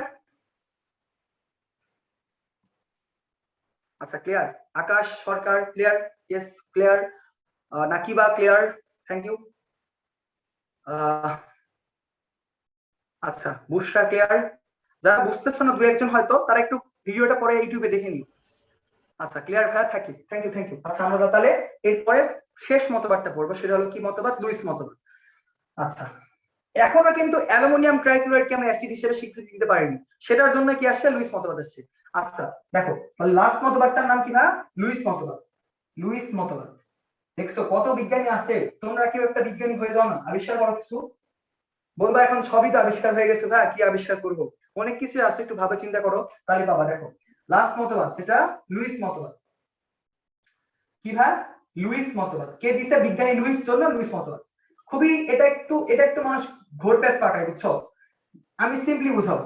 অ্যাসিড মানে ইলেকট্রন জোড় গ্রহণ করবে, আর ক্ষার মানে হইলো ইলেকট্রন জোড়, এখানে কিন্তু ইলেকট্রন প্রোটন কিন্তু না, ইলেকট্রন জোড় কিন্তু, ক্ষার হইলে ইলেকট্রন জোড় কি করবে এখানে তোমার ত্যাগ করবে, বা ইলেকট্রন জোড় নেসেসারি না, ইলেকট্রন ত্যাগ করবে আর গ্রহণ করবে। তাহলে বোঝো অ্যাসিড মানে কি ইলেকট্রন জোড় গ্রহণ করবে আর, আচ্ছা ঠিক আছে বিজ্ঞানী হতে চাও আলহামদুলিল্লাহ, আল্লাহ তোমার এই আশা কবুল করুক। আচ্ছা তাহলে অ্যাসিড মানে কি ইলেকট্রন জোড় গ্রহণ করবে, আর হইলো তোমার ক্ষার হলো ইলেকট্রন জোড় ত্যাগ করবে। লুইস ডট স্ট্রাকচার এটা আলাদা টপিক, এটার মধ্যে এটা গোলায় ফেলবে না, এটা আলাদা টপিক, সময় হলে একদিন পড়াবো। দেখো তাহলে অ্যাসিড হলো যারা ইলেকট্রন জোড় গ্রহণ করবে আর ক্ষার হলো যারা ইলেকট্রন জোড় ত্যাগ করবে, খুব ভালো করে বুঝো। অ্যালুমিনিয়াম ট্রাইক্লোরাইড এটাকে কেন অ্যাসিড বলতেছি আমরা, আমাকে একটু বলো তো, তোমরা দুইটা টপিক পড়ছো না, অষ্টক সংকোচন অষ্টক সম্প্রসারণ পড়ছো না সবাই, আমাকে একটু বলো তো অ্যালুমিনিয়াম ট্রাইক্লোরাইড অষ্টক সংকোচন আছে না অষ্টক সম্প্রসারণ আছে, কোনটা আছে বলো, অষ্টক সংকোচন না অষ্টক সম্প্রসারণ বলো, কি আছে বলো অ্যালুমিনিয়াম ট্রাইক্লোরাইডে বলো। আচ্ছা ঠিক আছে কে কি হতে চাও, আচ্ছা ঠিক আছে বলো অ্যালুমিনিয়াম ট্রাই জানো কি কেউ, অষ্টক সংকোচন সম্প্রসারণ শোনোনি কেউ? আচ্ছা না শুনলে আমি বলে দিচ্ছি সমস্যা নেই, না শুনলে বলে দিচ্ছি আমি সমস্যা নেই। আচ্ছা কেউ পড়নি, আচ্ছা আমি পড়াই দিচ্ছি দেখো, আমি পড়াই দিচ্ছি দেখো ভালো করে বুঝো। জুনিয়র হ্যাঁ তো তাই এখন ওদের এখনো এটা করানো হয় নাই। আচ্ছা সমস্যা নাই পড়াই দিচ্ছি, সমস্যা নেই ওটা সমস্যা নেই। আচ্ছা সম্প্রসারণ ভুল বলছে একজন, হ্যাঁ আচ্ছা সমস্যা নেই পড়াই দিচ্ছি দেখো, প্রবলেম নেই ভাই, একটু দেখো মনোযোগ দাও তাহলে পারবে ইনশাআল্লাহ, আলহামদুলিল্লাহ পারবো। দেখো দেখো দেখো অ্যালুমিনিয়াম না, অ্যালুমিনিয়ামের সর্বশেষ শক্তি স্তরে কয়টা ইলেকট্রন ভাই একটু আমাকে বলো, অ্যালুমিনিয়ামের সর্বশেষ শক্তি স্তরে কয়টা ইলেকট্রন বা তিনটা ইলেকট্রন না, অ্যালুমিনিয়ামের সর্বশেষ শক্তি স্তরে কয়টা ইলেকট্রন তিনটা, তাহলে তিনটা ইলেকট্রন দিয়ে দাও, তিনটা ইলেকট্রন কয়টা ভাই তিনটা, তাহলে দেখো তো অ্যালুমিনিয়ামের সর্বশেষ শক্তি স্তরে কয়টা ইলেকট্রন তিনটা, কিন্তু অ্যালুমিনিয়ামের সর্বশেষ শক্তি স্তরে কয়টা ইলেকট্রন হওয়া দরকার আটটা, অষ্টকের নিয়ম এটাই বলে না যে সর্বশেষ শক্তি স্তরে কয়টা ইলেকট্রন থাকতে হবে আটটা থাকতে হবে। এখন দেখো যে যখন ক্লোরিন আসবে কয়টা ক্লোরিন আসবে তিনটা, তো দেখো ক্লোরিন যখন আসবে তখন এই ইলেকট্রনের সাথে বন্ধন তৈরি করবে, তাহলে এখানে একটা ইলেকট্রন ক্লোরিন বাড়াই দিল, আবার এখানে একটা ক্লোরিন আসলো আরেকটা ইলেকট্রন বাড়াই দিল, আরেকটা ক্লোরিন আসলো তাহলে আরেকটা ইলেকট্রন বাড়াই দিল, তাহলে সর্বশেষ শক্তি স্তরে দেখো তো তিনটা ক্লোরিন তিনটা করে ইলেকট্রন আনলো, এনে বন্ধন তৈরি করলো, তাহলে দেখো তো এটা অ্যালুমিনিয়াম আর তিনটা ক্লোরিন, অ্যালুমিনিয়াম ট্রাইক্লোরাইড না, এটা স্ট্রাকচারে কিন্তু এটা এটা এটা লেখা সেম কথা। এখন দেখো তো ইলেকট্রন থাকার কথা কয়টা ভাই, ইলেকট্রন থাকার কথা হলো তোমার আটটা, বাট আছে কয়টা দেখো দুইটা দুইটা দুইটা, তার মানে ইলেকট্রন কয়টা আছে ছয়টা, থাকার কথা কয়টা আটটা, তার মানে অষ্টক, অষ্টকের চেয়ে কম আছে না, কম মানে কি সংকোচন না, এজন্য অ্যালুমিনিয়াম ট্রাইক্লোরাইড কি হয়েছে অষ্টক সংকোচন হয়েছে। এখন বলো অ্যালুমিনিয়াম ট্রাইক্লোরাইড ইলেকট্রন গ্রহণ করবে না ত্যাগ করবে, অ্যালুমিনিয়াম ট্রাইক্লোরাইড ইলেকট্রন গ্রহণ করবে না ত্যাগ করবে, বলো তো আমাকে, খুব ইজি অ্যান্সার, বলো গ্রহণ করবে না ত্যাগ করবে, খুব ইজি অ্যান্সার, যেহেতু অষ্টক সংকোচন আছে তাহলে ইলেকট্রন গ্রহণ করবে না। আর দেখো অ্যাসিড মানে কারা, যারা ইলেকট্রন জোর গ্রহণ করবে, এজন্য অ্যালুমিনিয়াম ট্রাইক্লোরাইড কি একটা অ্যাসিড। এই তো সাবাস পারছে, সবাই পাচ্ছে, দেখছো সবাই পারে। আচ্ছা আচ্ছা আচ্ছা সাকিবুল, এই তো অনেকেই পারছে, তাহলে ভাইয়া দেখো তো অ্যালুমিনিয়াম ট্রাইক্লোরাইড কি আছে অষ্টক সংকোচন আছে, দ্যাটস ওয়াই অ্যালুমিনিয়াম ট্রাইক্লোরাইড কি করবে ইলেকট্রন গ্রহণ করবে। ভাইয়া আরেকটা এক্সাম্পল দিবেন, তোমাদের প্রশ্ন আসবে ভাই আরেকটা এক্সাম্পল দেন। আচ্ছা আরেকটা এক্সাম্পল আমি দিচ্ছি, দেখো আরেকটা एग्जांपल হলো BF3, বয়ফ্রেন্ড 3 কিন্তু না ভাই, বুঝছো, বোরন ট্রাইফ্লোরাইড BF3। আচ্ছা বোরনের সর্বশেষ শক্তি স্তরে কয়টা ইলেকট্রন ভাই, আচ্ছা আচ্ছা এই ডক্টর বানান কি ভুল করছে, আল্লাহ কে দিছে কেন ডক্টর কে, DOCTOR, ডক্টর বানান ভুল করুন। আচ্ছা দেখো বোরন ট্রাইফ্লোরাইড, আচ্ছা দেখো একটু দেখো, আচ্ছা ঠিক আছে দেখো বোরন, দেখো বোরন আমি ওই পাশে লিখবো না এখানে লিখবো, এখানে লিখতেছি, দেখো যখন বোরন মৌল, দেখো বোরনের সর্বশেষ শক্তি কয়টা ইলেকট্রন তিনটা, একটা দুইটা তিনটা, দেখো যখন ফ্লোরিন আসবে, ফ্লোরিন আসলে কেউ কমেন্টস করো না, কমেন্টস করে ঝামেলা বাড়ায় না, ফ্লোরিন একটা ইলেকট্রন গ্রহণ দিয়ে মানে বন্ধন তৈরি করলো, আরেকটা ফ্লোরিন আসলো, আরেকটা ফ্লোরিন আসলো, তার মানে টোটাল কয়টা ফ্লোরিন আসছে তিনটা, ইলেকট্রন কয়টা হচ্ছে টোটাল ছয়টা ইলেকট্রন হচ্ছে, বাট হওয়ার কথা কয়টা আটটা না, কিন্তু হয়েছে কয়টা ছয়টা, তার মানে অষ্টকের চেয়ে কম ইলেকট্রন আছে, তাহলে বোরন ট্রাইফ্লোরাইড, বোরন ট্রাইফ্লোরাইড কি করবে একটা ইলেকট্রন জোড় গ্রহণ করবে, জন্য এটা একটা অ্যাসিড, তার মানে অ্যাসিড কি কি হচ্ছে একটা অ্যালুমিনিয়াম ট্রাইফ্লোরাইড আর একটা হলো বোরন ট্রাইফ্লোরাইড। তাহলে খুবই সিম্পলি কথা, এখানে লুইস অ্যাসিড কারা, যাদের অষ্টক কি আছে ভাই অষ্টক সংকোচন আছে, যাদের কি আছে অষ্টক সংকোচন আছে, এটা লিখে দেই, যাদের অষ্টক সংকোচন আছে, অষ্টক সংকোচন আছে, তাহলে এইটুকু কি বুঝতে পারছো কিনা বল, এইটুকু বুঝতে পারছো কিনা বলো, তাহলে লুইস অ্যাসিডটা সবাই ক্লিয়ার, লুইস অ্যাসিড ক্লিয়ার, এবার লুইস বেসের একটা উদাহরণ নেই, লুইস অ্যাসিড সবাই ক্লিয়ার কিনা বলো, ক্লিয়ার। আচ্ছা আচ্ছা এই তো প্লিজ রিভাইজ জহুরা, আচ্ছা নাকিবা বুঝছে, সাকিবুল ইসলাম বুঝছে, কয়জন ক্লাস আছে কি দেখি তো কয়জন আছো, 34, আচ্ছা সমস্যা নেই, 34 জনই অনেক, সবাই ভালো মতো ক্লাস করো, সবাইকে ভালো করতে হবে ইনশাআল্লাহ। আচ্ছা তাহলে একটু বলি, লুইস অ্যাসিড মানে আবার বললাম যাদের অষ্টক সংকোচন আছে, অষ্টক সংকোচন মানে কি দুটো ইলেকট্রন গ্রহণ করতে পারবে, করলেই তো অষ্টক সংকোচন মানে পূর্ণ হয়ে যাচ্ছে, যার জন্য এরা তোমার কি করে ইলেকট্রন গ্রহণ করে। এবার দেখো লুইস ক্ষার কারা, লুইস ক্ষার কারা, তাহলে এগুলা কিন্তু নরমালি তুমি অ্যাসিড বলতে পারবা না, এগুলা অ্যাসিড বলতে, এগুলা কি বলতে উল্লেখ করে বলতে লুইস অ্যাসিড, এগুলা কিন্তু নরমাল অ্যাসিড না, এগুলা কি অ্যাসিড লুইস অ্যাসিড। আচ্ছা এবার দেখো ক্ষার কারা, ভালো করে বোঝো তো, পানি, পানি কিংবা অ্যামোনিয়া, এই দুটার দিকে একটু তাকাও তো তোমরা একটু, আমি না আগে না লিখি, আমাকে একটু বলো তো যে পানিতে লন পেয়ার ইলেকট্রন থাকে, তোমরা কি জানো কেউ পানিতে কি থাকে লন পেয়ার ইলেকট্রন থাকে, এটা কি জানো, পানিতে কয়টা লন পেয়ার ইলেকট্রন আছে আর অ্যামোনিয়াতে কয়টা লন পেয়ার ইলেকট্রন আছে একটু বলো। লন পেয়ার ইলেকট্রন মানে কি, যারা বন্ধন তৈরি করে না, যারা বন্ধন তৈরি করে না, আমাকে বলো তো পানিতে কয়টা লন পেয়ার ইলেকট্রন আছে আর অ্যামোনিয়াতে কয়টা লন পেয়ার ইলেকট্রন আছে, বলো একটু, না পারলে সেটাও শিখাই দিব, না পারলে সবই শিখাই দিব। পানিতে একটা, অ্যামোনিয়াতে তিনটা, বলো তো একটু, কেউ কেউ ট্রাই করো, সমস্যা নাই, আমি আছি, শিখাই দেবো ইনশাআল্লাহ, কোনো প্যারা নেই, বলো পানিতে কয়টা লন পেয়ার আছে বলো, পানিতে কয়টা লন পেয়ার ইলেকট্রন আছে, লন পেয়ার, আচ্ছা লন পেয়ার, লনট্রা না, লন পেয়ার আমি বুঝাই দিব, সমস্যা, লন পেয়ার কি বন্ড পেয়ার কি বুঝাই দিব, দেখো দেখো ভুল গেছে, পৃথা ভুল গেছে, হ্যাঁ ট্রাই করতে পারো, কেউ কেউ ট্রাই করতে পারো, কেউ পারবা, দুইটা, হ্যাঁ দুইটা হলো পানি, আর কেউ ট্রাই করবা বলো, আর একটু ট্রাই করবা। আচ্ছা আমি বলে দিচ্ছি, পানিতে দুইটা লন পেয়ার আছে। দেখো পানি যখন আঁকানো হয় এইভাবে কিন্তু আঁকানো হয়, যারা এইভাবে আঁকানো একটু ভুল আঁকায়, দ্রুত আঁকানোর চেষ্টা করে। পানিতে লন পেয়ার হলো দুইটা, উপরে একটা নিচে একটা, নিচে তাই না যে উপর নিচে থাকবে, বাট এইভাবে থাকবে। আর অ্যামোনিয়াতে লন পেয়ার কয়টা? দুইটা। হ্যাঁ লন পেয়ার কি বন্ধন তৈরির সময়, না না না না ভালো করে বলছো, অ্যামোনিয়াতে লন পেয়ার হলো তোমার দুইটা। কেমনে একটু দেখাই, অ্যামোনিয়াটা একটু দেখাই। দেখো অ্যামোনিয়ার সর্বশেষ শক্তি স্তরে কয়টা ইলেকট্রন ভাইয়া? পাঁচটা না? তোমরা একটু কমেন্টস করো, অ্যামোনিয়ার সর্বশেষ স্তরে ইলেকট্রন পাঁচটা না? তার মানে একটু দেখো আমি ইলেকট্রন গুলো আঁকি, একটা দুইটা তিনটা চারটা পাঁচটা। তাহলে দেখো একটা নাইট্রোজেনের সাথে একটা হাইড্রোজেন আসলো, মিলে একটা বন্ধন তৈরি করলো, আরেকটা হাইড্রোজেন আসলো বন্ধন তৈরি করলো, আরেকটা হাইড্রোজেন আসলো বন্ধন তৈরি করলো। দেখো তো দুইটা ইলেকট্রন অতিরিক্ত থাকলো না? দুইটা ইলেকট্রন অতিরিক্ত থাকলো না? তাহলে এখানে কয় জোর, কয় জোর? আমি কিন্তু জোর বলছি। লন পেয়ার, পেয়ার মানে কি জোর না, এটাকে বলে লন পেয়ার মানে মুক্ত জোর। লন পেয়ারের বাংলা হলো মুক্ত জোর। মুক্ত জোর বা ইংলিশে কি বলা হয়? Loan pair. দেখো অ্যামোনিয়াতে লন পেয়ার কয়টা? একটা। কেমনে? লন পেয়ার মানে দুইটা ইলেকট্রনের সমষ্টি। কেমনে দেখো বুঝালাম তো। দেখো এটা যদি নাইট্রোজেন হয়, নাইট্রোজেন সর্বশেষ স্তরে কয়টা ইলেকট্রন? পাঁচটা। একটা দুইটা তিনটা চারটা পাঁচটা। একটা ইলেকট্রন আসলো হাইড্রোজেনের সাথে বন্ধন, আরেকটা হাইড্রোজেনের সাথে বন্ধন, আরেকটা হাইড্রোজেনের সাথে বন্ধন, কিন্তু দুইটা ইলেকট্রন কি ফাঁকা থাকতেছে না? এই দুইটা ইলেকট্রন, এই দুটো ইলেকট্রন কি কারোর সাথে বন্ধন তৈরি করতেছে? দ্যাট মিন অ্যামোনিয়াতে কয়টা লন পেয়ার ইলেকট্রন আছে? দুইটা। আবার পানির দিকে তাকাও, অক্সিজেনের সর্বশেষ স্তরে কয়টা ইলেকট্রন? ছয়টা না? দেখো নাইট্রোজেনটা মিশে দিই, নাইট্রোজেনটা মিশে না, মিশে না দিই। অক্সিজেনের সর্বশেষ স্তরে কয়টা ইলেকট্রন ভাই? অক্সিজেনের সর্বশেষ স্তরে তোমার হলো ছয়টা ইলেকট্রন।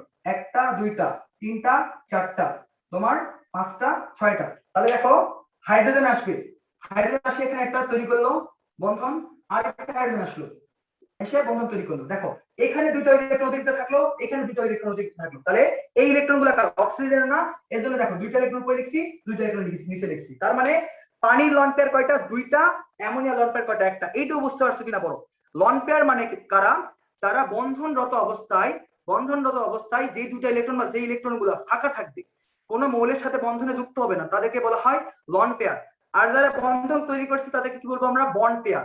বন্ড পেয়ার আর লন পেয়ার, এটাকে বলা হয় মুক্ত জোর, ওটাকে বলা হয় বন্ধন জোর। I hope clear.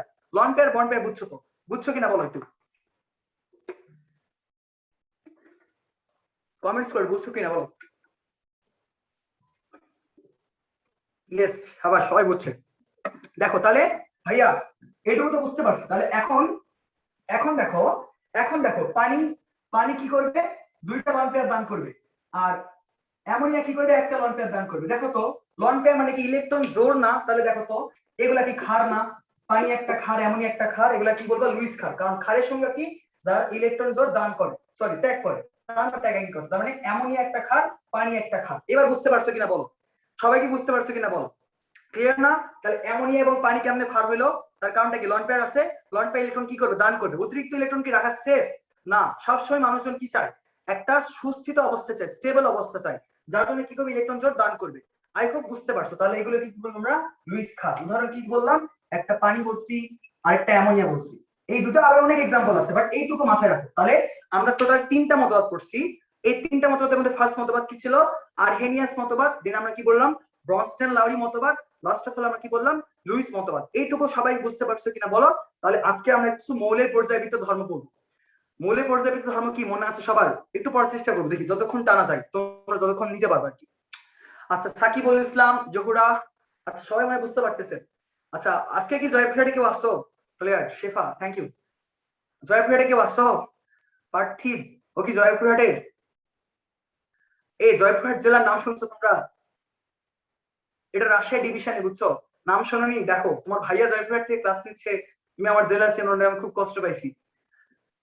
আচ্ছা নাম শুনছে পার্থিব। আমি টাঙ্গাইল। শেফা নাম শুনছে, শিশির নাম শুনছে, আচ্ছা অনেকে নাম শুনছে। আচ্ছা ভালো লাগলো। আমার জেলাকে একটু ইন্ট্রোডিউস করে দিই, বুঝছো? আমার জেলা হইলো রাজশাহী ডিভিশন একটা জেলা, খুব ছোট্ট জেলা, বুঝছো? বগুড়ার পাশে, মানুষজন বললে এভাবে চেনে। খুব ছোট্ট জেলা। চিনি ভাইয়া, আচ্ছা রিফা চেনে, বুশরা। আমি চিটাগাং থেকে, অনেক সুন্দর জেলা, একটু দাওয়াত দিও ভাই ইমরুল। চিটাগাং একটু দাওয়াত দিও, আমরা ঘুরে আসবো। আচ্ছা আচ্ছা ঠিক আছে, এক্সাম দিয়েছি। আচ্ছা ঠিক আছে, জয়পুরহাটে তোমাদের আমন্ত্রণ রইলো, তোমরা আসবা, ব্যাকে নক দিবা, ইনশাল্লাহ আমরা দেখা সাক্ষাৎ করবো, আমরা পড়াশোনা করবো, ঠিক আছে? সবকিছু ঠিক আছে, আমাদের মধ্যে যেন একটা ফ্রেন্ডলি নেচার সবার মধ্যে থাকে। আমরা সবার উপকার করার চেষ্টা করবো। আর তোমাদের ভাইয়ারা যারা এই ক্লাবে রয়েছে তারা কিন্তু অনেক কষ্ট করে ক্লাসগুলো অ্যারেঞ্জ করে, বুঝছো? তাদেরকে থ্যাঙ্কস জানাই দিব, বুঝছো? ইনবক্সে জানাই দিব যে ভাইয়া অনেক থ্যাঙ্কস, এবং ইন ফিউচার যেন তারা এগুলো আরো অ্যারেঞ্জ করতে পারে। তোমাদের এই থ্যাঙ্কস গুলাই কিন্তু তাদের কারেজ সামনে ক্লাস নেওয়ার জন্য, ঠিক আছে? আচ্ছা, নোয়াখালী থেকে, এই নোয়াখালী যাওয়ার ইচ্ছা, সিলেট সাইদা তাসলিম অনেক ভালো জেলা, এগুলোতেও আমি ঘুরতে গেছিলাম বাট খুব বেশি দিন থাকা হয়নি, ভালো লাগছে। আচ্ছা, আমরা এখন কি পড়বো? মৌলের পর্যায়বৃত্ত ধর্ম। আচ্ছা, বাংলাদেশের খেলা কি দেখতেছো নাকি? আমি আমি ক্লাস যখন করতাম, বুঝছো, তোমাদের মতো আমি এখনো ক্লাস করি, তোমাদের মতো ক্লাস করলে খেলা দেখি আবার ক্লাস তো করি, বুঝছো? বাসায় একটা ফোন রাখি, তোমরা এরকম করো না, বুঝছো? আমি একটু ফাঁকিবাজ, তোমরা এরকম করো না। আচ্ছা, আমরা এখন কিছু মৌলের পর্যায়বৃত্ত ধর্ম পড়বো, ঠিক আছে? মৌলের পর্যায়বৃত্ত ধর্ম যারা এসএসসি হতে পড়ো তাদের এই টপিকটা আছে। আচ্ছা, জিতবে। আচ্ছা, আর কি বলছে? জিতবে, আলহামদুলিল্লাহ, আমরা চেষ্টা করবো বাংলাদেশকে জেতানোর জন্য, সাপোর্ট করে, ঠিক আছে? আচ্ছা, মৌলের পর্যায়বৃত্ত ধর্মের মধ্যে আমরা ফার্স্ট যেটা পড়বো পারমাণবিক আকার। কি পড়বো? পারমাণবিক আকার, বা ইংলিশে কি বলা হয়? Atomic radius.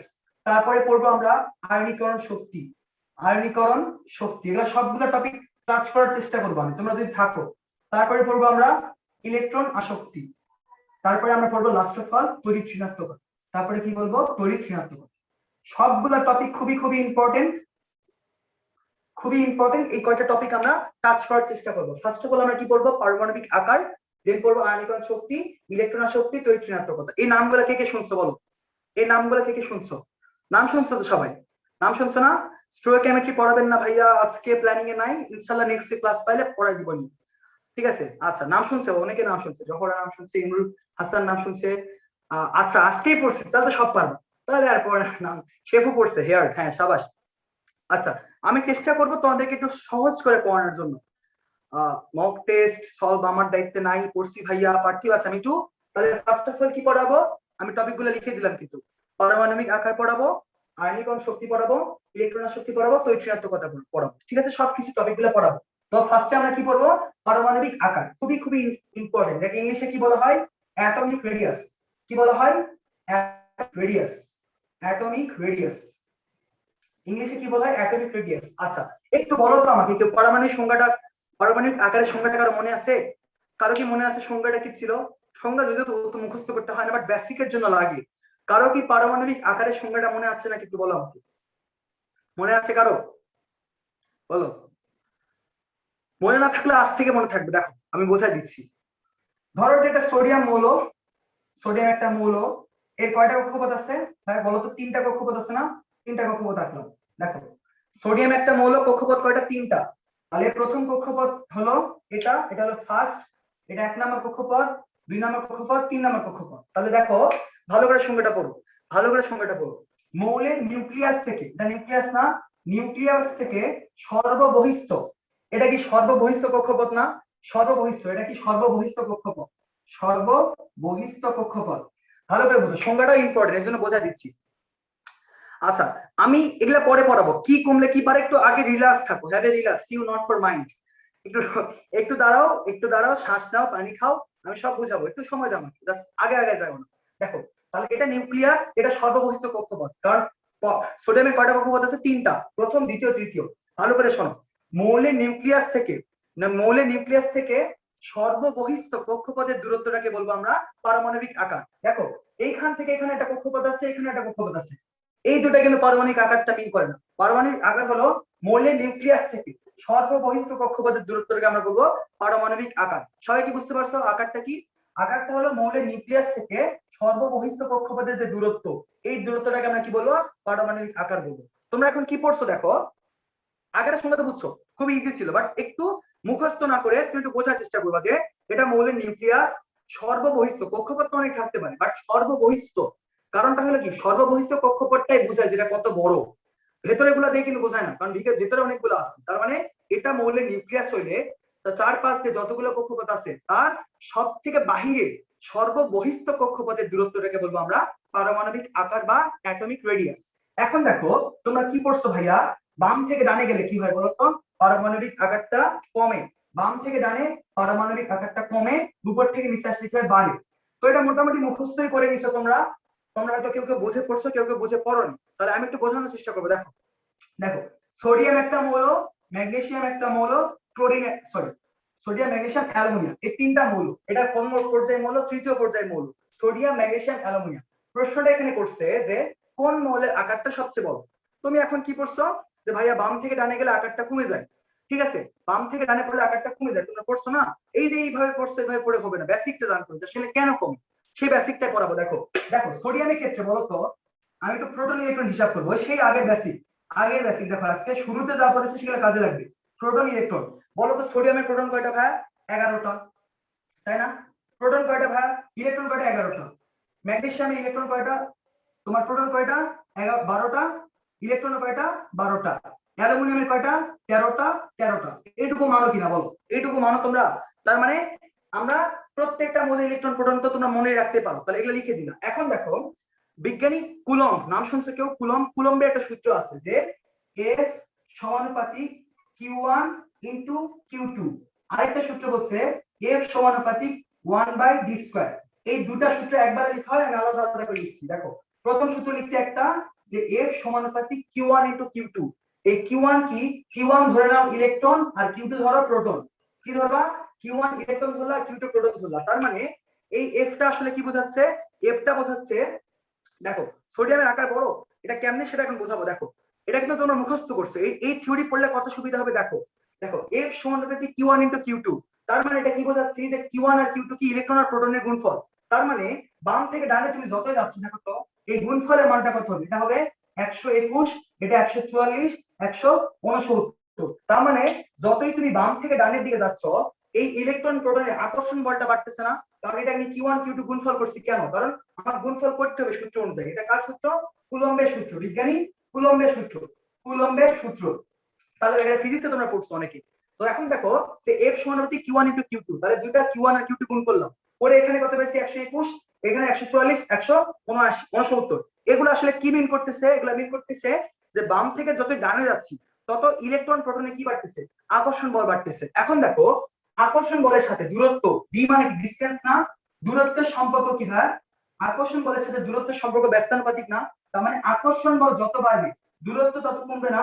তার মানে বাম থেকে ডানে, বাম থেকে যত ডানে যাচ্ছ তার মানে অ্যালুমিনিয়ামের আকর্ষণ বল সবচেয়ে বেশি ইলেকট্রন প্রোটনের, তারপরে ম্যাগনেসিয়াম, তারপরে সোডিয়াম। কিন্তু আকর্ষণ বল যত বেশি দূরত্ব তত কম না? তার মানে সবচেয়ে বেশি বড় আকার কার হবে? সোডিয়াম, তারপরে ম্যাগনেসিয়াম, তারপরে অ্যালুমিনিয়াম। এটা বুঝতে পারছো কিনা বলো? এইভাবে বুঝতে পারছো কিনা একটু বলো আমাকে। ও সবাই বুঝতে পারছো? এইটুকু বলো। এটা কেন পড়লাম তারপরে আমি বুঝাচ্ছি। দেখো খুবই ইজি না? খুবই ইজি। এই তো সায়াদিয়া, আচ্ছা এটা তো বুঝছো। এখন কথা হলো ভাইয়া এটা কেন করলেন তার কারণ বুঝাচ্ছি। অনেক টাফ টাফ প্রশ্ন সলভ করবা, ইন্টারমিডিয়েট প্রশ্ন সলভ করবে। দেখো আচ্ছা শিশির, থ্যাংক ইউ ভাইয়া।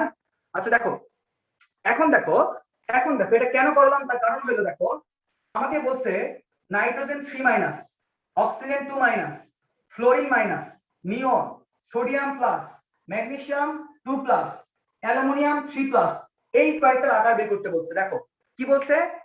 Nitrogen 3-, oxygen 2-, fluorine minus, neon, sodium plus, magnesium plus, aluminium 3+, এই প্রত্যেকটার আকার বের করতে বলছে। এখন বলো আকারটা কোনটা বেশি হবে? তুমি কি আগে নিয়মে করতে পারতা?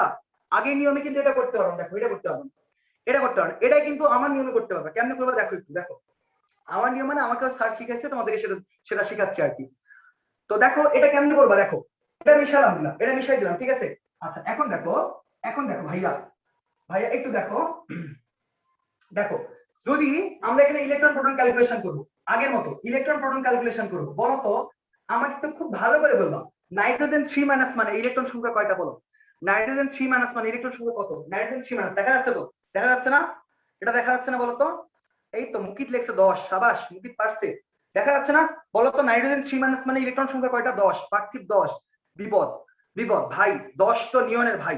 এটা কি করলেন ভাই? এটা তো খুব খারাপ কাজ করছেন। দেখেন তাহলে নাইট্রোজেন 3- ইলেকট্রন কয়টা? 10টা। অক্সিজেন 2- ইলেকট্রন কয়টা ভাই বলো তো একটু? অক্সিজেন 2- ইলেকট্রন কয়টা বলো? অক্সিজেন 2- ইলেকট্রন কয়টা? 10টা না? এই যে ভাই আবার বিপদ করছেন, ইলেকট্রন সব কেন্দ্রে 10। ফ্লোরিন মাইনাস, এই ফ্লোরিন মাইনাস কত? 10 না? ফ্লোরিন মাইনাস 10, নিয়নের তো আগের থেকে 10। তারপরে সোডিয়াম প্লাস কত?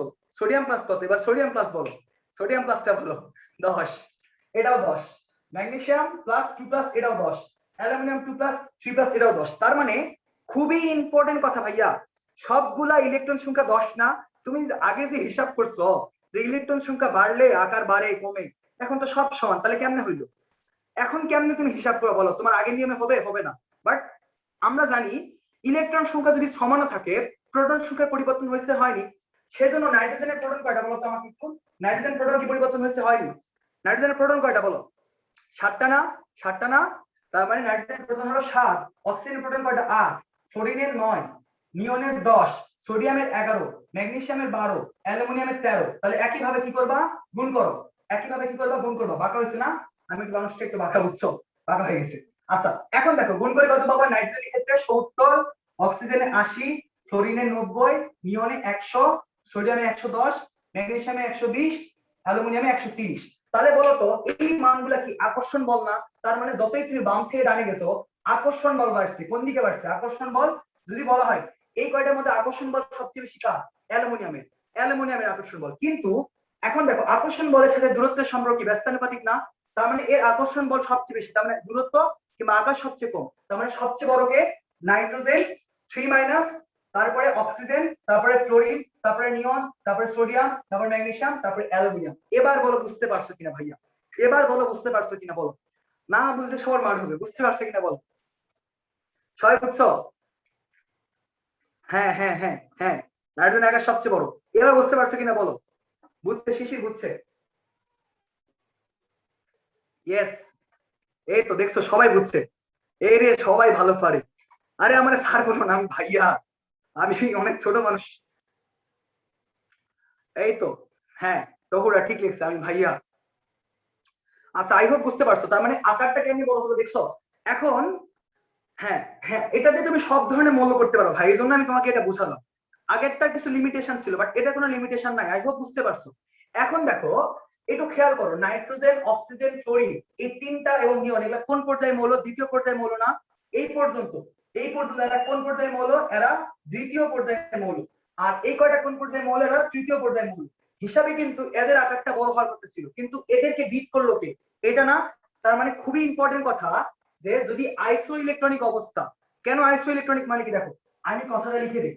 আইসো ইলেকট্রনিক, আইসো ইলেকট্রনিক, আইসো ইলেকট্রনিক মানে কি? আইসো মানে হলো সমান, আর ইলেকট্রনিক মানে কি? ইলেকট্রন। তার মানে আইসো ইলেকট্রনিক মানে হলো সমান ইলেকট্রন সংখ্যা। যদি আইসো ইলেকট্রনিক অবস্থা থাকে তাহলে বুঝবা যে দেখো, তাহলে যার যার প্রোটন সংখ্যা কম, প্রোটন সংখ্যা কম তার আকার বড়, তার আকার বড়। এটা শর্টকাট, এটা শর্টকাট, আকার বড়। আই হোপ তোমরা এই টপিকটা পুরোপুরি ক্লিয়ার হয়েছো, এই টপিকটা পুরোপুরি ক্লিয়ার হয়েছো। আইসো ইলেকট্রনিক অবস্থায় যার প্রোটন সংখ্যা কম তার আকার সবচেয়ে বড়। দেখো সবচেয়ে প্রোটন কার কম? নাইট্রোজেনের কম, তারপরে অক্সিজেন, তারপরে ফ্লোরিন, তারপরে এইভাবে চলে গেছে। এবার বুঝতে পারছো কিনা বলো? আকার নিয়ে আর কার কোনো কনফিউশন আছে? আকার নিয়ে কার কোনো কনফিউশন? আই হোপ নাই। আমরা নেক্সট টপিকটাতে যাব। এইটুকু বুঝতে পারলে আমাকে একটু বলো। এই তো সবাই বুঝতে পারছে। তোমরা তো ভালো পারো ভাইয়া, আমার তো দরকারই নেই, তোমরা এত ভালো পারো বলো। আমি খুব খুশি হচ্ছি বুঝছো, ক্লাস নিয়ে রেসপন্স পাইলে খুব ভালো লাগে। ঠিক আছে, এই তো সবাই বুঝতে পারছে। এ নোক মানে কি রে? নোক মানে কি? আচ্ছা সব ইলেকট্রন সেম। ওপি কি? ওপি কি? এই নোক ওপি এগুলা কি? এগুলা মডার্ন ভাষা নাকি রে সব? আমি তো বুঝি না এগুলো। আচ্ছা আই হোপ বুঝতে পারছো সবাই, তাই না? বুঝতে পারলে আমি নেক্সট টপিকে চলে যাবো। তাহলে এরপরে আমরা কি করবো? আয়নীকরণ শক্তি। এরপর আমরা কি, আর উপর থেকে নিচে আসলে বাড়বে কেমনে? কারণ কক্ষপতি বাড়তেছে। উপর থেকে নিচে আসলে, আচ্ছা নিউ প্রোগ্রামিং ল্যাঙ্গুয়েজ। আচ্ছা এখনো কয়জন আছে একটু দেখি। 30 জন আছো, কমে গেছে তো। আচ্ছা পিরিয়ডিক টেবিল কিভাবে মেমোরাইজ করছেন? আমি ওগুলা মুখস্থ করিনি ভাইয়া। আমি 30টা মূলও ঠিক মতো মুখস্থ নাই আমার। আচ্ছা একটা এক্সাম্পল দিয়ে শেষ করব। আরেকবার বলেন। এ ভাইয়া মারছে আমারে, খেলা দেখতে গেছে। আচ্ছা আরেকবার বলে দিচ্ছি, দেখো কয়টা বাজে দেখি, 9:25। আচ্ছা দেখো এখানে আমি বললাম যে এগুলা সবগুলার ইলেকট্রন সংখ্যা 10 10 10 10 10 10, কিন্তু প্রোটন কয়টা? 7 8 9। প্রোটন সংখ্যাতে কোনো পরিবর্তন নাই। তাহলে ফার্স্ট কাজ হবে তোমার ইলেকট্রন প্রোটন গুণ করবা, করে আকর্ষণ বল পাবো। যে আকর্ষণ বলটা আস্তে আস্তে এই দিকে বাড়ছে। আকর্ষণ বলের সাথে দূরত্বের সম্পর্ক কি? ব্যস্তানুপাতিক না? তাহলে আকর্ষণ বল এই দিকে বেশি, তাহলে দূরত্ব কোন দিকে বেশি হবে? উল্টা দিকে, এই দিকে। তার মানে সবচেয়ে বড় আকার নাইট্রোজেন 3-, অক্সিজেন মাইনাস, ফ্লোরিন, এভাবে কন্টিনিউয়াসলি চলে যাবে। আচ্ছা আয়নীকরণ শক্তি পড়ায় মনে আজকে শেষ করে দেওয়া ভালো। আমি এত মুখস্থ করিনি, তোমরা করতে পারো। হ্যাঁ এটা আইসো ইলেকট্রনিক। এটা আইসো ইলেকট্রনিক অবস্থা। ইলেকট্রন সংখ্যা সমান হলে আইসো ইলেকট্রনিক। আচ্ছা একটা করতে দিয়ে তোমাদের হইলো এই অথরিটি যারা আছো ভাইয়া কেউ একটু জানাও আমাকে, আমি ক্লাস আরো কন্টিনিউ করবো কিনা এটা তোমরা জানো। আচ্ছা যারা ক্লাস করতে তারা বলো ক্লাস আরো কন্টিনিউ করবো না চলে যাবো, বলো তোমাদের উপর ডিপেন্ড করতেছে। আচ্ছা একটু বলো যারা আসো তারা ক্লাস করতে চাচ্ছ না কি করতে চাচ্ছ না বলো। হ্যাঁ, ওরা যদি করতে চায় তাহলে করাইতে থাকেন। আচ্ছা কোরআন রুশো, আচ্ছা কোরআন কন্টিনিউ, তহুরা, আচ্ছা সাইদা তাসনিম, ইয়েস সবাই ক্লাস করতে যাচ্ছ কন্টিনিউ করেন। আচ্ছা আচ্ছা ঠিক আছে, আমি ফ্যানও আজকে দিইনি বুঝছো, শব্দ হয় একটু, শব্দ তোমাদের হয়। আমি এখন ক্লিয়ার কথা বলছি এবং জোরে কথা বলছি। আচ্ছা ঠিক আছে দেখো, আচ্ছা এখন দেখো কি করাই এক্সাম্পল একটা দিই। এক্সাম্পলটা দিই হলো এরকম, sulphur 2 minus, chlorine minus, argon আর হলো পটাশিয়াম প্লাস, ক্যালসিয়াম 2 প্লাস।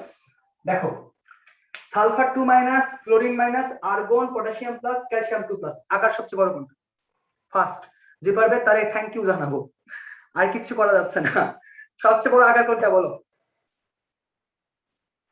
আচ্ছা পানি সামনে আছে, পানি খাওয়া লাভ হচ্ছে না, গরম লাগতেছে খুব আর কি। বলো আকার সবচেয়ে বড় কোনটা?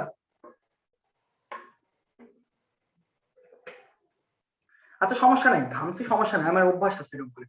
এক্স্যাক্টলি প্রথম অ্যান্সার কে দিছে? এটা পার্থিব। এই খালিদ ভুল অ্যান্সার দিছে, পার্থিব ঠিক অ্যান্সার দিছে। বলো অ্যান্সার সবচেয়ে বড় আকার কোনটা বড় হবে বলো? জোবায়ের ঠিক লিখছে, জোনায়েদ ঠিক লিখছে, এই মুকিত সালফার 2 মাইনাস, এটা ভাই সালফার 2 প্লাস না, টাইপ করতে মানে এটা সালফার 2 মাইনাস প্লাস না তো? হ্যাঁ ঠিকই তো আছে, না ভুল লিখছি বোধহয়, না ঠিক আছে সালফার 2 মাইনাস, এই তো সবাই ঠিক লিখতেছে। আচ্ছা কেমনে দেখো, কারণ সালফার 2 মাইনাস মানে কি, ইলেকট্রন কয়টা ছিল? সালফারে 16 ছিল, 2 মাইনাস মানে নতুন দুটো ইলেকট্রন ঘুরছে, তার মানে ইলেকট্রন কয়টা? 18। ক্লোরিন মাইনাস ইলেকট্রন 18, আর্গনে তো ইলেকট্রন 18, পটাশিয়াম প্লাস মানে ইলেকট্রন 18, ক্যালসিয়াম ইলেকট্রন 18। আমি বলছিলাম যে যাদের ইলেকট্রন যদি সমান হয়, আচ্ছা তো ঠিক আছে, থ্যাংক ইউ। আচ্ছা ইলেকট্রন সমান হলে প্রোটন দেখবা, প্রোটন কয়টা এখানে? প্রোটন 16টা, 17টা, 18টা, সরি 18টা, 19টা, 20টা। যেহেতু এর প্রোটন সংখ্যা কম তাহলে আকার সবচেয়ে দিকে কম। আর ক্যালকুলেশন করতে হবে এক্সট্রা করে ক্যালকুলেশন করার দরকার নেই। আই হোপ বুঝতে পারছি। এবার আমরা কি পড়বো? আয়নিকরণ শক্তি পড়বো। আয়নিকরণ শক্তি টপিক বুঝছো না সবাই? সালফার কেন বড় করে বুঝছো? এবার তোমরা শুধু আগুন লাগাই দিবা, পরীক্ষা খাতা পাবা, আগুন লাগাবা। আগুন ওইভাবে না বুঝছো, আগুন লাগাবা অ্যান্সার করে, যেন স্যাররা তাক লাগাই যায়। ঠিক আছে? আচ্ছা ঠিক আছে, আচ্ছা ঠিক আছে। তারপরে কনফিউশন থাকলে আমাকে নক দিও, আমি এক্সট্রা করে বোঝানোর চেষ্টা করবো, সমস্যা নেই। দেখো আচ্ছা এরপর আমরা কি পড়বো? হ্যাঁ আমরা হইলো আয়নীকরণ শক্তি পড়ি, আয়নীকরণ শক্তিটা পড়ি, আয়নীকরণ শক্তি। আচ্ছা একজন আমাকে বলো তো, এই সংজ্ঞা অনেক বড় আছে না, মনে আছে কারো? সংজ্ঞাটা কারো মনে আছে বলো তো? এই সংজ্ঞাটা কারো মনে আছে না একটু বলো? আয়নীকরণ শক্তি সংজ্ঞা মনে আছে না কারো বলো? মনে আছে কারো? আমি লিখে দিচ্ছি দেখো। আচ্ছা আমি লিখে দিচ্ছি।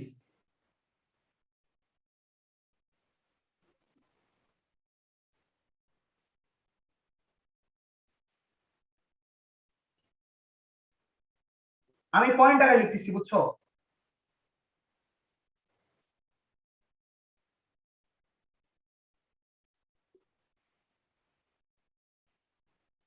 তোমরা একটু দেখো, আমি একটু লিখি।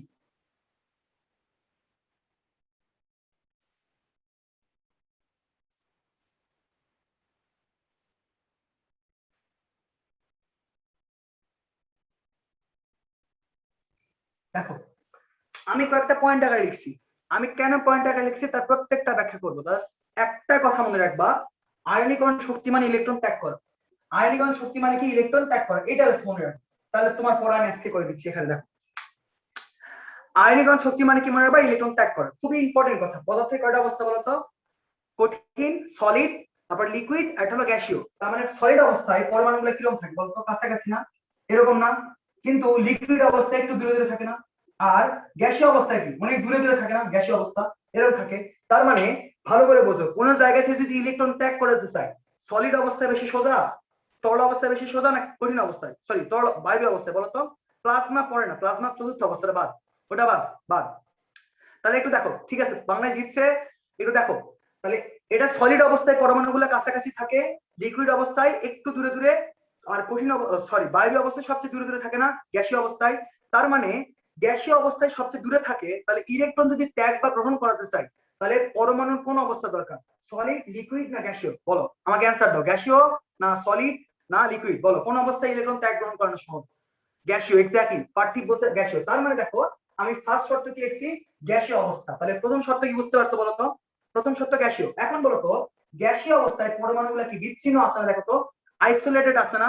গ্যাসীয় অবস্থায় কি আছে? পরমাণুগুলা বিচ্ছিন্ন পরমাণু, কিন্তু কয় মোল নিতে বলছি? 1 মোল। গ্যাসীয় অবস্থায় কয় মোল পরমাণু নিব? 1 মোল বিচ্ছিন্ন পরমাণু। এখন দেখো ইলেকট্রন কি করাবো? ত্যাগ। কয় মোল ইলেকট্রন? 1 মোল ইলেকট্রন ত্যাগ করব। এখন বলো আমি শুরুতেই ক্লাসে শুরুতেই যে বেসিক পড়াইছি, ইলেকট্রন ত্যাগ করলে পজিটিভ হয় না নেগেটিভ হয়? মৌলটা পজিটিভ না নেগেটিভ হয়? বলো পজিটিভ হয় না, সেজন্য কি লিখছি? 1 মোল ধনাত্মক আয়ন। কি লিখছি? 1 মোল ধনাত্মক আয়ন। তাহলে ইলেকট্রন ত্যাগ করলে কি হবে? 1 মোল ধনাত্মক আয়ন। এখন দেখো লাস্ট পয়েন্টটা কি বলছি? শক্তি শোষণ। শোষণ কেন? দেখো এখানে একটা ইলেকট্রন এখানে আছে, ধরো একটা মোলের ইলেকট্রন আছে, আমি যদি ইলেকট্রনটাকে টান দিয়ে আনতে চাই, ইলেকট্রন যদি টান দিয়ে আনতে চাই তাহলে আমাকে একটা শক্তি দিতে হবে না? সেই শক্তিটা মৌল শোষণ করবে, তারপর ইলেকট্রনটা আমাকে দিবে। এর জন্য কি হবে? শক্তি শোষণ হবে। শক্তি যদি শোষণ হয় সেটা কি বিক্রিয়া? তাপ হারি বিক্রিয়া। তাপ হারি বিক্রিয়া। ডেল এর মানটা কি?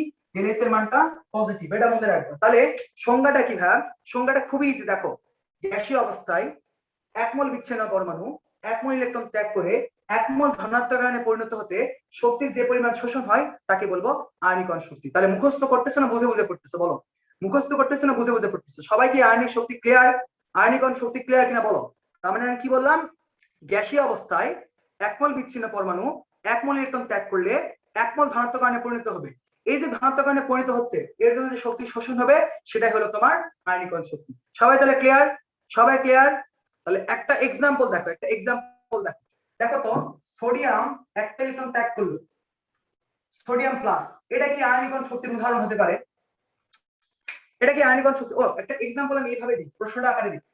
এটা তো বুঝছো না? সংজ্ঞা তো বুঝছো? সংজ্ঞাটা মিশিয়ে দিব না? থাক সংজ্ঞাটা থাক, আমি পাশে লিখি। পাশে লিখি, দেখো পাশে লিখি। ডেল এক্স এর মানটা কি? পজিটিভ। ভালো করে দেখো, বলছি প্রশ্নটা বলছি এরকম, নিচের কোনটি আয়নীকরণ শক্তির উদাহরণ? দেখো নিচের কোনটি আয়নীকরণ শক্তির উদাহরণ? ফার্স্ট এক্সাম্পল দেখো, জাস্ট উদাহরণ বলবো যে ঠিক আছে কিনা।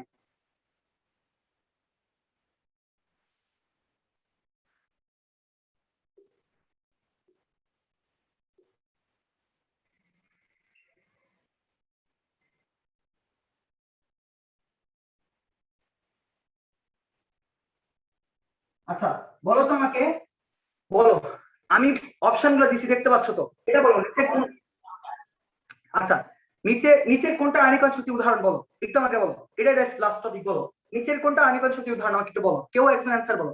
সবগুলো হতে পারে, একটাও না হতে পারে, বা 1 2 3টাও হতে পারে। টুবা, এই টুবা মনে হয় জয়পুরহাটের, আমি শিওর এটা। ও ওই জন্য পারতেছে, এটা পড়াইছিলাম তো। আচ্ছা সবগুলা, এই তো একজন লিখছে মেহের, থ্যাংক ইউ। আর কেউ বলো, আর কেউ বলো, আর কেউ আছো বলো, অ্যান্সার করো। নিচে কোনটা অ্যান্সার হবে বলো।